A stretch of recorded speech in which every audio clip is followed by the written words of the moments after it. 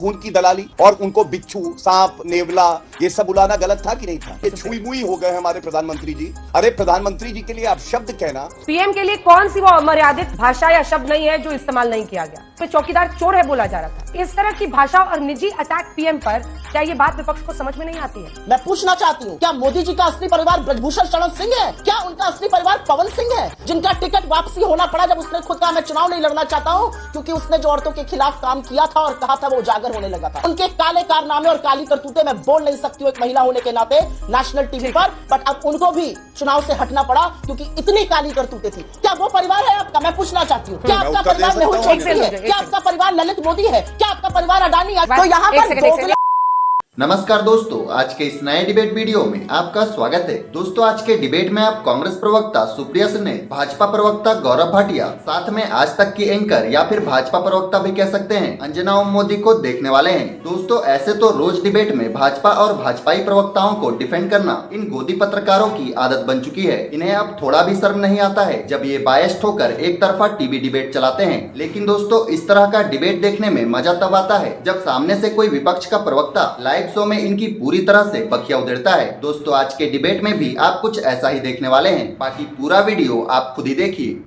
चलो भाई, आप बताइए, खून की दलाली ये गलत था कि नहीं था? प्रधानमंत्री जी के लिए कहना और उनको बिच्छू, सांप, नेवला ये सब बुलाना गलत था कि नहीं था? अब आप मुझे बताइए, छुई मुई हो गए हमारे प्रधानमंत्री जी, ये कहा जा रहा था। अरे प्रधानमंत्री जी के लिए आप शब्द कहना, वो व्यक्ति बार बार जनता का विश्वास जीतता है, चुनाव जीत के आता है। वो व्यक्ति नहीं कह रहा है कि आप मुझे अब शब्द कह रहे हैं तो मुझे कुछ गड़बड़ है, बल्कि मुझे तो याद है उनसे ये बात पूछी गई अंजना जी, उन्होंने कहा मुझे रोज 2-2, 3-3 किलो गाली दी जाती है, मैं उन्हीं गाली से अपनी भूख मिटाता हूँ और आगे काम करता हूँ, प्रेरित होता हूँ कि देश के लिए काम करूं। तो छुई मुई कौन है ये बताइए? आप जवाब दीजिए सुप्रिया जी। पीएम के लिए कौन सी वो अमर्यादित भाषा या शब्द नहीं है जो इधर से भी इस्तेमाल नहीं किया गया? मतलब जो पूरा नारा ही गढ़ा गया था उसमें चौकीदार चोर है बोला जा रहा था और मैं हूं चौकीदार का कैंपेन शुरू हुआ। एक बहस का मुद्दा इसलिए भी यह है कि इस तरह की भाषा और निजी अटैक पीएम पर उनका सबसे बड़ा हथियार बन जाता है इलेक्शन में। क्या ये बात विपक्ष को समझ में नहीं आती है? अभी बता दे भाई, अभी बता दे। 3.25 मिनट का प्रवचन था रिवाइंड करके, जो बिल्कुल भाषा का यहाँ पर इस्तेमाल हुआ है उसको सुन लीजिएगा, और अगर आप वो भाषा अपने बच्चों के साथ बैठ के सुन लीजिए तो मेरा नाम बदल दीजिएगा। छोड़िए इस बात को। यहाँ पर बड़ी लंबी फेहरिस्त गिनाई गई, इतना करोड़ कर दिया, फलाना ये कर दिया, अरे चांद भी तोड़ कर ले आए। असलियत क्या है? 4 नामों में वो असलियत है इस देश की, और मैं इसका ये बोलूंगी, उसके बाद आपके डायरेक्ट सवाल का जवाब दूंगी। एक लड़की थी वर्षा, उत्तर प्रदेश में, उन 50 लाख लोगों में से थी जिसने पुलिस की परीक्षा लिखी थी। पुलिस की परीक्षा 7 साल बाद हुई थी, पेपर लीक माफिया ने पेपर लीक किया, परीक्षा रद्द हुई, वर्षा ने आत्महत्या कर ली। एक रमेश बिंद थे, जौनपुर के रहने वाले, मजदूरी करते थे, काम नहीं मिल रहा था, कर्जा लेना पड़ा, कर्जे के तले डूबते गए, आत्महत्या कर ली। ब्रजेश पाल ने अपनी सारी डिग्रियां जला दी और डिग्रियां जला के कहा इन डिग्रियों का फायदा क्या है जब इससे नौकरी नहीं मिल रही। उसके बाद आत्महत्या कर ली। आगरा का तरुण था, नौकरी करता था, नौकरी चली गई, नौकरी मिली नहीं, कर्जे के तले ऐसा डूबा कि अपनी बीवी, अपने बच्चे, अपनी मां के साथ आत्महत्या कर ली। ये फलसफा है 10 साल का आपका। तुम्हें शर्म है? कुछ शर्म आया है?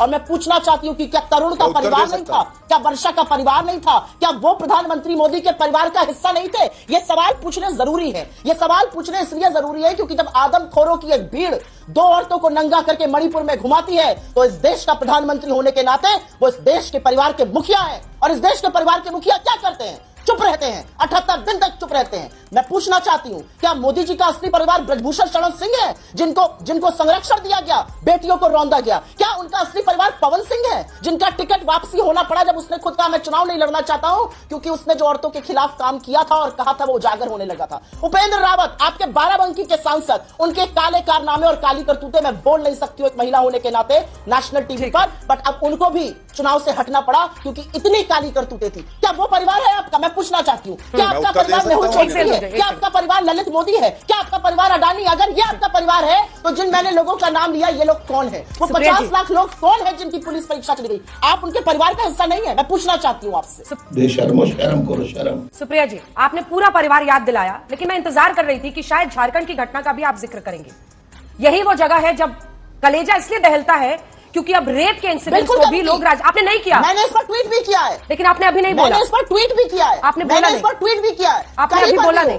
मुझे नहीं ध्यान, कहीं पर भी हो, और मुझे ऐसा लगता है, मुझे शर्म आती है, मेरी आंखें शर्म से डूब जाती है जब इस देश की महिला आयोग की अध्यक्ष जो भी हुआ उसको राजनीति बनाती है, उसके ऊपर असंवेदनशीलता दिखाती है। चाहे राजस्थान में कांग्रेस की सरकार रही हो या भाजपा की हो, जब भी गलत हुआ वो गलत था। चाहे कर्नाटक में, चाहे उत्तर प्रदेश में, चाहे बिहार में, चाहे झारखंड में, जब महिला के खिलाफ गलत होता है तो आधी आबादी के खिलाफ गलत होता है। इसीलिए और मोदी जी चुप रह सकते हैं, महिला आयोग की अध्यक्ष के पहले हेमंत सोरेन या फिर आप उनके मैं केवल उनसे ये कहना चाहता हूं, गंदी नाली का कीड़ा, तेरी औकात क्या है, ये सब तो आपने इस्तेमाल किया है। लेकिन क्योंकि आप महिलाओं की बात कर रही थी, अभी सबसे ज्वलंत मुद्दा महिलाओं की अस्मिता को लेकर संदेश खाली है। भारत तोड़ो अन्याय यात्रा भी पश्चिम बंगाल गई थी। राहुल गांधी का एक वक्तव्य संदेश खाली को लेकर बताइए। और अगर आप महिलाओं के सम्मान के लिए प्रतिबद्ध हैं तो कम से कम इतना आज बोल के जाइए इस चैनल पे कि आप टीएमसी के साथ समझौता नहीं करेंगे। दूसरी बात, 2022 का एनसीआरबी का डेटा है, 6310 रेप की वारदात, एक भी बहुत ज्यादा है अंजना जी, लेकिन राजस्थान में हुई। 5 साल इनकी सरकार रही थी। आज तक मैं चुनौती दे रहा हूं, एक आप ट्वीट दिखा दीजिए राहुल गांधी का, एक। बोलने दे, तकलीफ हुआ है बेचारे को, बोल। अब आप मुझे बताइए अंजना जी, इससे ज्यादा बड़ा प्रमाण कोई हो सकता है कि कोई विकास पुरुष है, विश्वसनीयता की कसौटी पे खरा उतरा है, हाँ। तो वो नरेंद्र मोदी जी। और अंत करूंगा एक बात कह के, आत्महत्या 1,80,000 10 साल यूपीए का शासन किसानों ने करी। इन्होंने कहा एक नाम मैं बताती हूं, अंगकिता भी एक नाम है, असम की कांग्रेस की इकाई की वो एक कार्यकर्ता थी। उसके साथ क्या हुआ, क्या किया राहुल गांधी ने? उस महिला अस्मिता का कुछ नहीं है। यही दोहरा चरित्र और गिरगिटान वाली प्रवृत्ति है जिसकी वजह से कांग्रेस पार्टी छोटा सा रिस्पांस खत्म होती जा रही है। सिर्फ छोटा सा रिस्पांस मुझे 10 सेकंड, 10 सेकंड मतलब 10 सेकंड 10 सेकंड। ये हमारे लोकतंत्र के लिए दुखद दिन है कि हमारे पास नीतीश कुमार जैसा मुख्यमंत्री है जिसने ऐसा निंदनीय और अस्वीकार्य बयान देकर न केवल देश की हर महिला का अपमान किया बल्कि हर नागरिक, खासकर बिहारियों का अपमान किया है। भारत को उसकी जरूरत नहीं है। ये इन्हीं के वक्तव्य है, ये इन्हीं का कथन है। और ये इन्होंने 8 नवंबर 2023 को कहा था। उसके बाद नीतीश जी को गलबैया कर लिया। आप बताइए मुझे कि नीतीश जी से कैसे आपने गलबैया करा जब उनके खिलाफ ऐसी बातें लिखी थी, जब उन्होंने कहा था। तो यहाँ पर ठीक है, देखिए ना सुप्रिया जी, अगर आप लोगों के पुराने बयान अरविंद केजरीवाल के लिए निकाल के पढ़ने लगेंगे तो आप लोगों को भी मुश्किल हो जाएगी। लेकिन आप लोगों ने भी सीट शेयरिंग दिल्ली में कर लिया। ये भाई मारो मुझे, मारो मुझे, मारो नहीं, ये मजाक हो रहा है। एक सेकंड यार, मजाक हो रहा है। तो दोस्तों आज के लिए बस इतना ही। उम्मीद है आपको यह डिबेट वीडियो पसंद आया होगा। इसी के साथ इस पूरे वीडियो में लास्ट में आपने देखा कि कैसे अंजना ओम कश्यप भाजपाई प्रवक्ता गौरव भाटिया को खुलेआम डिफेंड कर रही है। वैसे इस पर आप क्या सोचते हैं, हमें नीचे कमेंट कर जरूर बताएं। साथ ही अगर आप हमारे चैनल पर नए हैं तो प्लीज वीडियो को लाइक करके चैनल को सब्सक्राइब कर लें।